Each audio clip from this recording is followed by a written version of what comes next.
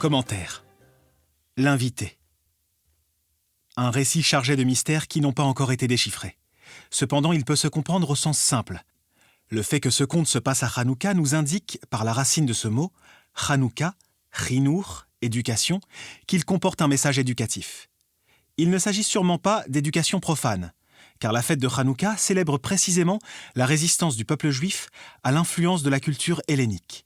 Cette dernière prône la puissance de la sagesse humaine, contrairement à notre Torah, qui place l'âme et son rapport avec Dieu bien au-dessus de l'intelligence et de la philosophie. Il s'agit plutôt de l'éducation du cœur ou comment le rendre réceptif à l'inspiration spirituelle. Ce solfège de sentiments profonds s'apprend comme tous les autres arts et demande beaucoup de patience et de courage. De plus, les indications d'un maître sont indispensables. Qui est donc apte à être un maître ?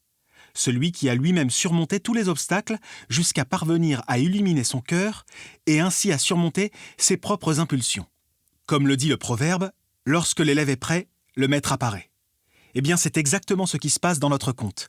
Par le mérite de l'allumage de Hanouka, surtout le premier soir qui inaugure la fête, le propriétaire du récit s'est préparé à recevoir une initiation. En voici le messager, l'invité. Les deux personnages se reconnaissent, ce qui signifie que la leçon peut commencer. Premier chapitre, l'honneur dû au maître. C'est la condition de base dans la mesure où l'honneur provient de l'appréciation, grâce à laquelle faits, gestes et paroles émanant du maître prendront tout leur relief et toute leur portée. Mais il ne s'agit pas de politesse formelle, et ceci sera pour nous l'idée à retenir. Il s'agit du don de soi, jusqu'après la porte, signifiant au-delà de mes limites, en sortant de cette maison qui symbolise la sécurité, le confort, le bonheur humain. Dans la mesure où le futur élève sera prêt à renoncer à tout cela dans l'espoir d'acquérir la sagesse, celle-ci lui sera donnée. Il s'envolera avec le maître. Il ne s'agira donc pas d'une sagesse théorique ou intellectuelle, mais plutôt d'une grande évélation qui propulse l'émule au-delà du temps et de l'espace. Puis, ce seront les découvertes, le grand livre, l'arbre en or, les instruments, autant d'étapes sur le chemin vers l'ineffable. Or, nous apprenons ici que ce chemin est jonché de haut et de bas, tantôt en haut, dans les cieux éthérés, tantôt en bas, de retour parmi les siens, avec les habitudes du passé.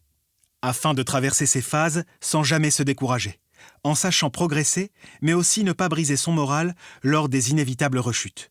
Pour cela, il faut un maître expert en cet art. Et que de son côté, l'élève se soumette de tout cœur sans chercher à modeler les idées à sa guise. Ceci explique la dernière phase du conte. Je n'ai pas le temps de venir chez toi. Sous-entendu, comme tu l'entends, car je me rends chez toi, pour t'initier vraiment comme il se doit. En devinant sous l'image de l'invité celle de Rabbi Nachman, ce maître intemporel et universel, le lecteur et la lectrice avisés discerneront encore de nombreuses allusions, particulièrement en ce qui concerne la véritable éducation, celle de l'âme, celle de Hanouka.